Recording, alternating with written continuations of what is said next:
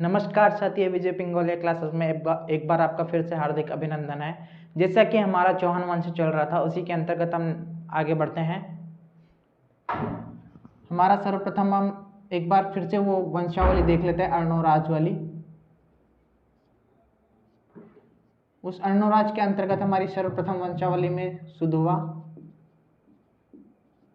और कौन थी? कांचन देवी। इसी के अंतर्गत सुधुवा के दो पुत्र हुए, जगदेव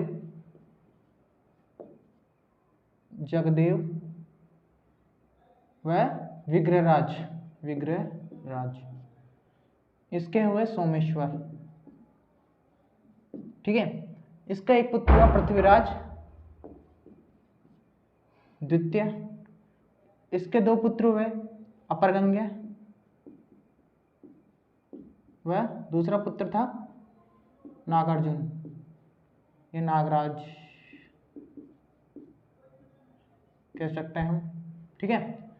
इसके दो पुत्र हुए सोमेश्वर के, कपूरी देवी से। एक था अपना पृथ्वीराज तृतीय।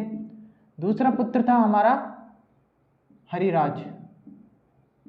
एक बार दोस्तों इस वंशावली को आप फिर से देख लीजिए ढंग से। इस वंशावली को आप देख लीजिए। हमने इसमें वैसे जगदेव की चर्चा कर चुके हैं, विग्रहराज की चर्चा कर चुके हैं। ठीक है। और अर्णोराज की तो हम पूर्व में चर्चा कर ही चुके थे।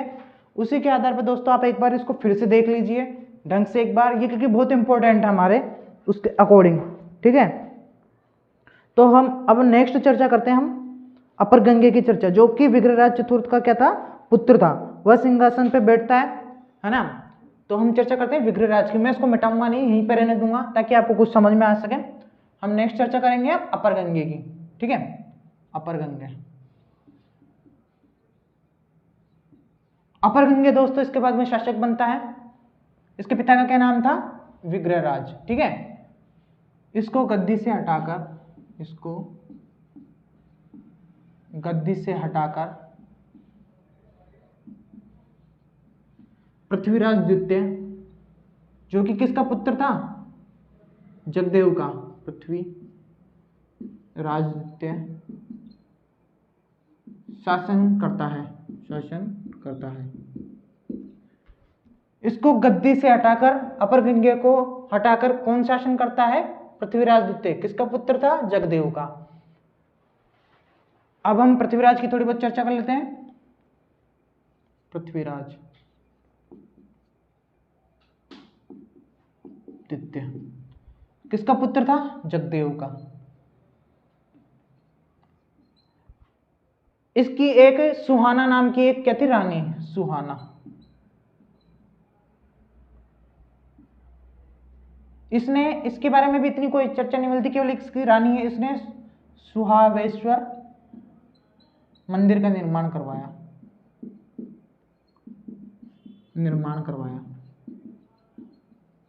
बस ये एक इसके अंतर्गत जानकारी थी। इसके बाद हमारे नेक्स्ट शासक आते हैं सोमेश्वर, यानी सोमेश्वर, जो कि कौन थे? कांचन देवी के पुत्र सोमेश्वर।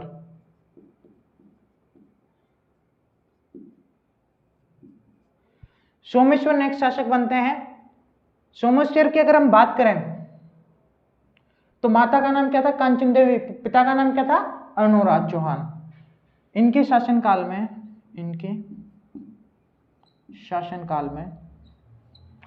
1170 में, इनके शासनकाल में 1170, इनका शासनकाल दोस्तों 77 तक रहा था। 1177 तक रहा था। फिर 77 से 92 तक अपना पृथ्वीराज तृतीय का। तो 1170 के अंतर्गत, इनके शासनकाल के अंतर्गत बिजोलिया शिलालेख लिखा गया।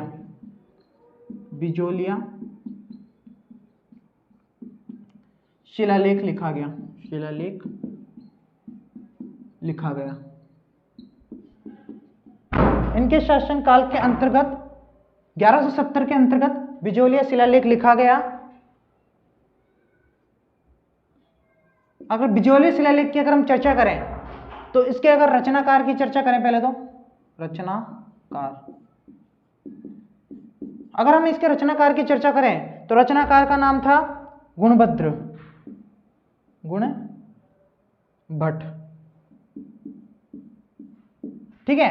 और अगर हम इसके जो बिजोलिया शिलालेख हैं इसके हम उत्कीर्णकर्ता यानी जिसने इसका उत्कीर्ण किया, उत्कीर्णकर्ता, उत्कीर्णकर्ता, अगर उत्कीर्णकर्ता की बात करें हम तो कौन थे? गोविंद चंद्र। ये कौन थे? इसके उत्कीर्णकर्ता। अगर इसके मतलब इसको लिखवाने वाले की बात करते हैं, मतलब लिखवाया किसने, तो वो कौन थे लिखवाने वाले? जैन श्रावक लोलाक। जैन श्रावक लोलाक ने क्या करवाया? इसका उत्कीर्ण करवाया बिजोलिया शिलालेख का। अब इसका कारण क्या था? अगर कारण की भी अगर हम बात करें तो कारण क्या था इसको लिखवाने का? तो इसका कारण था पार्श्वनाथ मंदिर के निर्माण की स्मृति में। पार्श्वनाथ मंदिर निर्माण की स्मृति में। ये इसका क्या था? कारण था। किसका? बिजोलिया शिलालेख को उत्कीर्ण करवाने का। ठीक है। और इसके अंदर हम भाषा की भी बात ही कर लेते हैं। किस भाषा में था? तो संस्कृत भाषा। संस्कृत भाषा में इसकी क्या करवाई गई? रचना करवाई गई। ठीक है। अब हम सोमेश्वर पे आते हैं। ठीक है। सोमेश्वर पे आते हैं तो इसकी उपाधि की बात करते हैं। उपाधि थी इसकी प्रताप लंकेश्वर। प्रताप लंकेश्वर इसकी क्या थी? उपाधि। और अगर हम नेक्स्ट इसी के अंतर्गत इसकी बात करते हैं तो कुमारपाल थे चालुक्य शासक। पता ही है आपको कुमारपाल, जो अर्णोराज से युद्ध किया था, जिसमें अर्णोराज की विजय हुई थी। कुमारपाल चालुक्य शासक थे, जो कि कहां थे? कुमारपाल चालुक्य जो कहां के थे? गुजरात के। तो इन्होंने जो कुमारपाल चालुक्य हैं, इन्होंने कलचुरी के शासक अचल दास की पुत्री कर्पूरी देवी, यानी अचल दास की पुत्री थी कर्पूरी देवी, यानी उसकी राजकुमारी थी, जिसके साथ में इसका विवाह करवाया। किसका विवाह? अपने सोमेश्वर का। कर्पूरी देवी के साथ सोमेश्वर का विवाह करवाया। सोमेश्वर का विवाह करवाया। सोमेश्वर के साथ इसका क्या करवा दिया गया? विवाह करवा दिया गया। अगर हम इसके अंतर्गत नेक्स्ट बात करें तो इन्होंने एक मंदिर भी बनवाया था। क्या करवाया था इन्होंने? एक मंदिर का निर्माण करवाया था। अगर उस मंदिर की हम बात करें तो उस मंदिर का नाम था इनका वेदनाथ मंदिर। क्या नाम था? वेदनाथ मंदिर।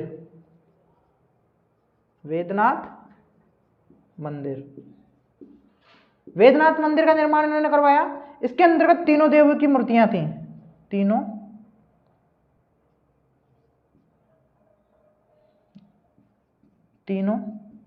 देवों की मूर्तियां।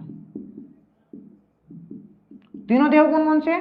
शिव, विष्णु और ब्रह्मा। इन तीनों देवों की क्या थी? मूर्तियां थी वेदनाथ मंदिर के अंतर्गत। और ये वेदनाथ मंदिर का अगर निर्माण करवाया तो किस जगह करवाया था इन्होंने? अजमेर के अंतर्गत। ठीक है। नेक्स्ट अगर हम बिंदु की बात करें इसी के अंतर्गत, तो जो हमारे इसके सोमेश्वर के अंतर्गत इनके प्रधानमंत्री थे, इनके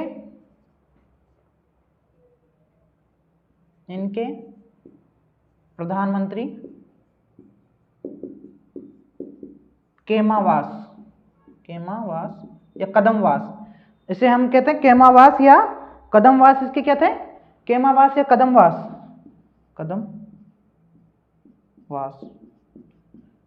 या दास कह सकते हैं, केमादास या कदमवास। इनके कहते हैं प्रधानमंत्री थे। इन्होंने अर्थात किन्होंने? केमावास ने। यहां लिख देता हूं,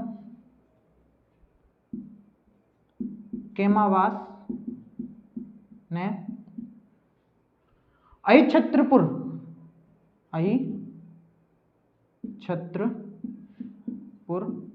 दुर्ग का निर्माण करवाया।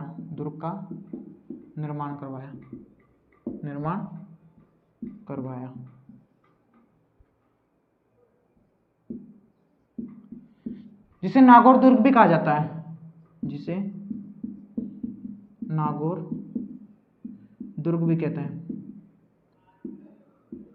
जिसे क्या नागौर दुर्ग भी कहते हैं। ये थे हमारे सोमेश्वर के कुछ पॉइंट्स। इसके अंतर्गत हम और भी पॉइंट के देख लेते हैं एक बार। इन्होंने अपने पिता अर्णोराज थे, इनके जो पिता थे अर्णोराज, उनकी भी स्मारक बनवाया। तो मैं यहाँ पे लिख देता हूँ, एक बार इसको रिमूव ही कर देता हूँ, आप स्क्रीनशॉट ले लीजिए ताकि फिर मैं नेक्स्ट पॉइंट ढंग से लिख सकूं। ले लिया होगा स्क्रीनशॉट।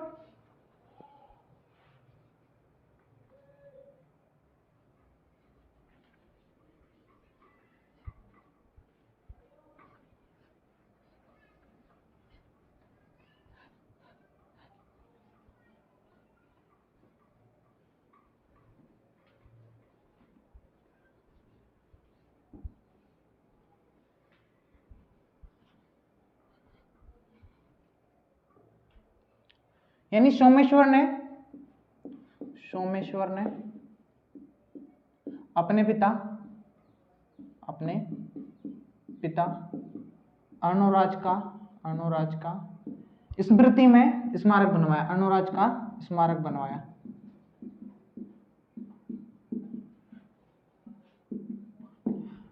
और अगर हम बात करें तो भीम सिंह चालुक्य, भीम सिंह चालुक्य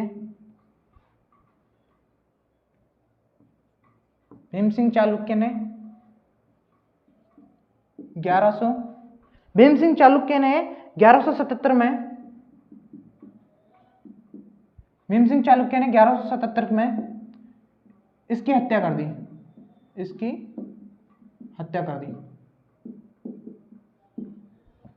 इसके बाद नेक्स्ट शासक कौन बनता है हमारा? पृथ्वीराज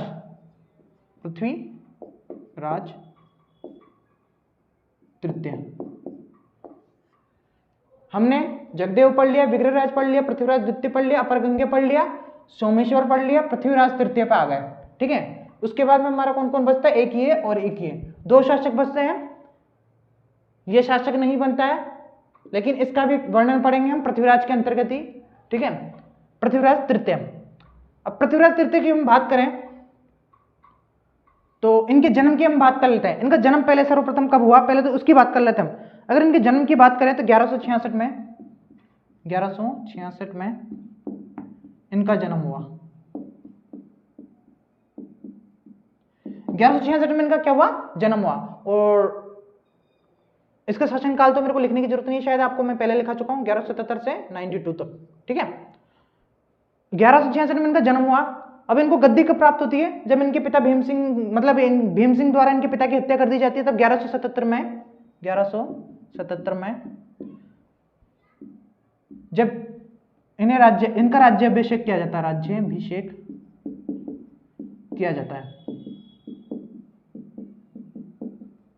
राज्याभिषेक किया जाता है, तब इनकी उम्र 11 वर्ष थी। 11 वर्ष उम्र। अब जब 11 वर्ष इसकी उम्र थी तो संरक्षिका, अब इसकी संरक्षिका कौन बनती है? इनकी माता कपूरी देवी इनकी कौन बनती है? संरक्षक। अब कपूरी देवी इनकी संरक्षक बनती है, तो इनके प्रधानमंत्री कौन हुआ करते थे? प्रधानमंत्री की बात करें, प्रधानमंत्री पहले तो केमावासी थे। केमावासी पहले इनके प्रधानमंत्री थे, लेकिन कपूरी देवी ने इनके स्थान पर प्रताप सिंह को बनाया। प्रताप सिंह को क्या बनाया? प्रधानमंत्री। इस प्रताप सिंह के बारे में भी हम लास्ट में एक पॉइंट करेंगे, वो भी इतिहासकार ने कुछ लिखा था, उसके बारे में चर्चा करेंगे बाद में, है ना। कपूरी देवी ने प्रधानमंत्री किसको बनाया?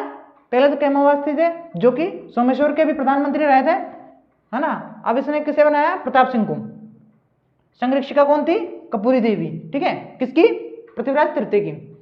अब पृथ्वीराज तृतीय के अंतर्गत हम आगे बढ़ते हैं, और तो हम इसकी बात करें इसकी उपाधि की, तो दल पुंगल, एक तो ये उपाधि थी जिसका तात्पर्य विश्व विजेता। नेक्स्ट इसकी उपाधि की बात करें तो वो थी राय पिथोरा।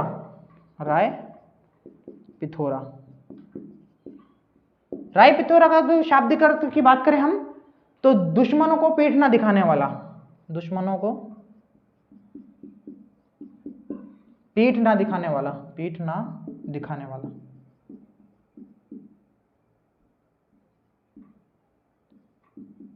पीठ ना दिखाने वाला, राय पिथोरा का अर्थ है दुश्मनों को पीठ ना दिखाने वाला। एक नोट लगा के और लिख लीजिए, राय पिथौरागढ़, राय पिथौरागढ़ दुर्ग का निर्माण दिल्ली में पृथ्वीराज तृतीय के द्वारा ही किया गया, पृथ्वीराज तृतीय द्वारा किया गया। मतलब राय पिथौरागढ़ इनकी उपाधि भी है, ऊपर से राय पिथौरागढ़ दुर्ग का निर्माण इन्होंने दिल्ली के अंतर्गत करवाया गया पृथ्वीराज तृतीय द्वारा। अब इसके अंतर्गत कौन कौन से पॉइंट हो गए हमारे, संग्रह शिखा के रूप में, मतलब 1166 में इनका जन्म होता है, ठीक है। उसके बाद में अगर इनकी बात करें तो संग्रह शिखा के रूप में इनकी माता होती है कपूरी देवी। प्रधानमंत्री की बात करें तो केमावास जी होते हैं, जो बाद में इनको हटा दिया जाता है, कदमवास जी को, केमावास या कदमजीवास, जिसको प्रताप सिंह मंत्री बना दिया जाता है, प्रताप सिंह को दलपुंगल इनकी उपाधि थी।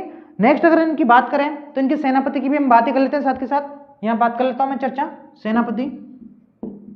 सेनापति भुवनमल, ये कर्पूरी देवी के चाचा थे, कर्पूरी देवी के चाचा थे, कर्पूरी देवी के चाचा थे। नेक्स्ट अगर हम इसी के अंतर्गत बात करें तो पृथ्वीराज चौहान थे, ये पृथ्वीराज तृतीय चौहान थे, पृथ्वीराज तृतीय चौहान थे, इन्हें अंतिम हिंदू सम्राट कहा जाता है। पृथ्वीराज तृतीय को अंतिम हिंदू सम्राट कहा जाता है, अंतिम हिंदू सम्राट कहा जाता है, पृथ्वीराज तृतीय को अंतिम हिंदू सम्राट कहा जाता है। और नेक्स्ट अगर हम बात करें,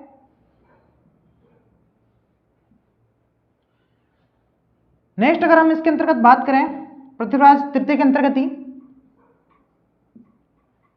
तो पृथ्वीराज के दरबारी विद्वान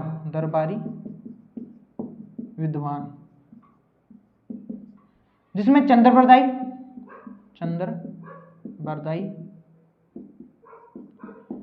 जयानक,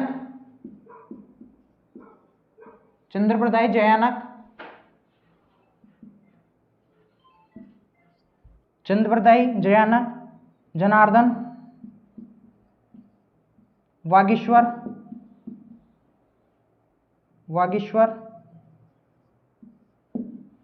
चंद्रबरदाई, जयानक, वागीश्वर और विद्याराज,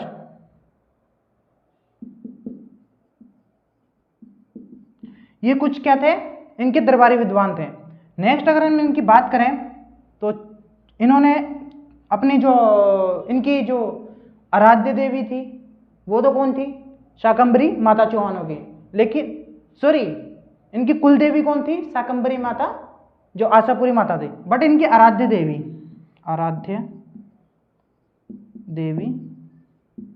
चामुंडा माता,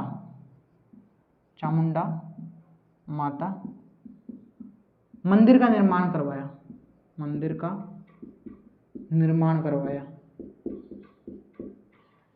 पृथ्वीराज तृतीय ने इनकी आराध्य देवी चामुंडा माता का निर्माण करवाया। इन्होंने साहित्य विभाग की स्थापना की, इन्होंने अजमेर में साहित्य विभाग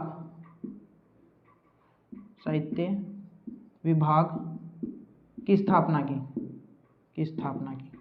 इन्होंने अजमेर में साहित्य विभाग की क्या की, स्थापना की। इनकी अगर जो समाधि है उसकी बात करें, इनकी समाधि की अगर हम बात करें तो कहाँ है, गजनी में, अगर इनकी स्मारक की बात करें, इनका स्मारक अजमेर में है, इनका स्मारक कहाँ है, अजमेर में है, जिन्हें 1978 में, जिन्हें मतलब इसका स्मारक है जिसे 1978 के अंतर्गत एक वो क्या राष्ट्रीय स्मारक का दर्जा दिया गया। 1978 में राष्ट्रीय स्मारक का दर्जा दिया गया, राष्ट्रीय स्मारक का दर्जा दिया गया। 1978 में राष्ट्रीय स्मारक का क्या किया गया, दर्जा दिया गया। नेक्स्ट अगर हम इसमें बिंदु की बात करें तो 31 दिसंबर 2000 में, 31 दिसंबर 2000 को इनके ऊपर, किनके ऊपर, पृथ्वीराज तृतीय के ऊपर डाक टिकट जारी की गई, डाक टिकट जारी की गई। ठीक है, ये कुछ पॉइंट थे जो इसके बेसिक पॉइंट थे जिसके हम चर्चा कर चुके हैं, जैसे कि 1966 में इनका जन्म, 77 में इनका राज्याभिषेक किया गया, 11 वर्ष की आयु थी उस समय। संग्रिका के रूप में कौन बनी, इसकी माता कपूरी देवी। प्रधानमंत्री की बात करें तो केमावास जी थे, जिनके स्थान पर कपूरी देवी ने प्रताप सिंह को बनाया। दलपुंगल इनकी क्या थी, उपाधि, यानी विश्व विजेता कहते हैं।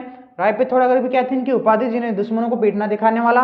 राय पिथौरागढ़ का इन्होंने दुर्ग का निर्माण करवाया, कहाँ करवाया, दिल्ली में करवाया गया। इनके अगर सेनापति की बात करें तो कौन थे, भूनमल। भूनमल कौन थे, कपूरी देवी के चाचा। पृथ्वीराज तृतीय का अंतिम हिंदू सम्राट भी कहा जाता है, क्योंकि इसके बाद में जब युद्ध हुए थे तो मुस्लिम आ चुके थे हमारे भारत में, उनका प्रवेश हो चुका था, है ना। उसके बाद में हम इनके दरबारी विद्वानों की बात करें तो चंद्रप्रदाय है, जयानक है, जनार्दन है, वागीश्वर है, विद्यराज है ना। आराध्य देवी की बात करें तो इनका आराध्य देवी चामुंडा माता है। इसका निर्माण किसने कराया मंदिर का, पृथ्वीराज तृतीय द्वारा। अजमेर में साहित्य विभाग की स्थापना की गई, है ना। और इनकी समाधि कहाँ है, गजनी में है। इनका स्मारक की बात करें तो कहाँ है, अजमेर में है। 1978 में इनके स्मारक को राष्ट्रीय स्मारक का दर्जा दिया गया। 31 दिसंबर 2000 में इनके ऊपर डाक टिकट जारी किया गया। ये तो कुछ इनके थे बिंदु पॉइंट। अब इनके जो युद्ध से संबंधित पॉइंट है वो हम नेक्स्ट क्लास के अंतर्गत चर्चा करेंगे, लेकिन उससे पहले मैं आपको एक थोड़ा बेसिक बता दूं जिससे आपको थोड़ा न्यू अच्छी हो सके, फिर डायरेक्ट हम उसमें उसकी चर्चा करेंगे।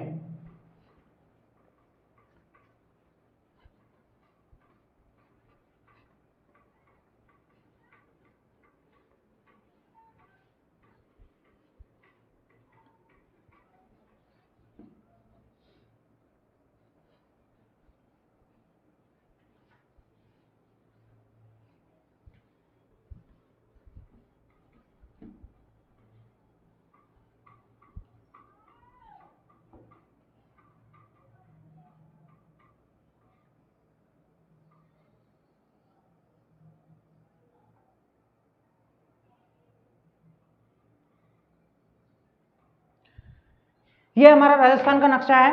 इसके अंतर्गत आपको मैंने यहां बताया था मालवा, मालवा, ठीक है, यहां क्या पड़ता है, मालवा। यहां बताया था मैंने आपको गुजरात, यानी चालुक्य, गुजरात, चालुक्य, गुजरात का चालुक्य, ठीक है। यहां पे क्षेत्र पड़ता है भंडानिकों का। यहां तो ये दिल्ली है अपनी, मान लेते हैं ये दिल्ली है अपनी, दिल्ली, और ये अपना क्षेत्र पड़ता है, जो ये अपना क्षेत्र है, ये अपना जयपुर के इधर से थोड़ा सा अड़ता हुआ आसपास ही था। ये अपना क्या है, क्षेत्र पड़ता है चौहानों का, चौहानों का,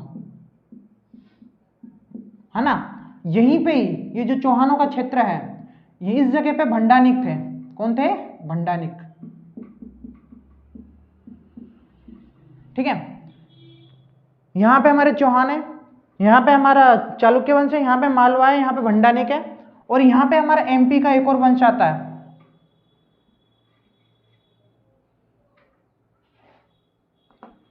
यहां पे हमारा एमपी का एक वंश आता है। तो जब ये आसपास में ऐसा क्षेत्र था, है ना, तो चौहानों का जो ये क्षेत्र था, इनका यहां पे दिल्ली पे भी शासन था, ठीक है, और यहां पे इनका एक लास्ट शासन था इस जगह पे, और यहां पे एक स्थान पड़ता है तराइन, तराइन, और यहां से अपना ये पाकिस्तान आ ही जाता है इधर, ठीक है।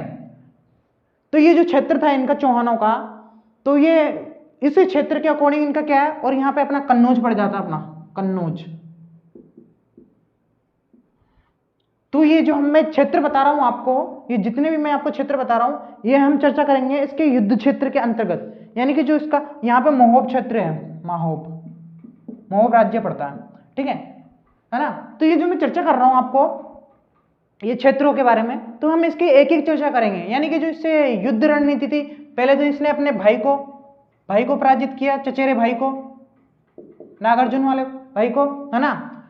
यहाँ फिर उसके बाद में ये भंडारी को पराजित करते हैं चौहान। यहाँ से जब ये पराजित करके इनकी सेना वापस लौटती है, तो महोब की जो सेना थी इन पे आक्रमण कर देती है, जिससे इनके मतभेद शुरू हो जाते हैं, सीमा को मतभेद लेके हो जाता है, उनको आक्रमण को लेके मतभेद हो जाता है। तो फिर इनसे ये युद्ध करता है ना, यहीं पे मालवा के शासकों से। फिर यहाँ से अपने यहाँ पे भीम सिंह द्वितीय थे, चालुक्य में भीम सिंह थे, यहाँ पे भीम सिंह थे अपने चालुक्य में। तो यहाँ पे एक परमारों की क्या थी, राजकुमारी थी, है ना। तो उस राजकुमारी को, ऐसा मत है, कई सारे मत है, कई लोग इसको सीमा विवाद भी मानते हैं, कई लोग इसको जो आबू के जो परमारों की यहाँ पे वो राजकुमारी थी उसका विवाद मानते हैं, इक्षिणी देवी, है ना, कि भीम सिंह भी उसे पसंद करता था और अपना पृथ्वीराज तृतीय भी उसको पसंद करता था। तो उसको लेकर युद्ध हुआ, नागौर का युद्ध जो अनिर्णायक था, ना तो वो जीते ना वो जीते, है ना। तो ऐसे कुछ ये बाद में जगदेव थे इनके प्रधानमंत्री भीम सिंह के, उन्होंने दोनों के मध्य संधि कराई। तो और यहाँ पे कन्नौज का सहयोगिता का वर्णन आएगा, सहयोगिता से विवाह वाला वर्णन आएगा। तो ये एक एक चीज है हम नेक्स्ट क्लास के अंतर्गत चर्चा करेंगे। ये तो मैंने आपको एक बेसिक चीज बताई थी, हम इसको एक एक ढंग से डिटेल से नेक्स्ट क्लास के अंदर चर्चा करेंगे। तब तक के लिए मुझे दीजिए धन्यवाद, इजाजत, धन्यवाद।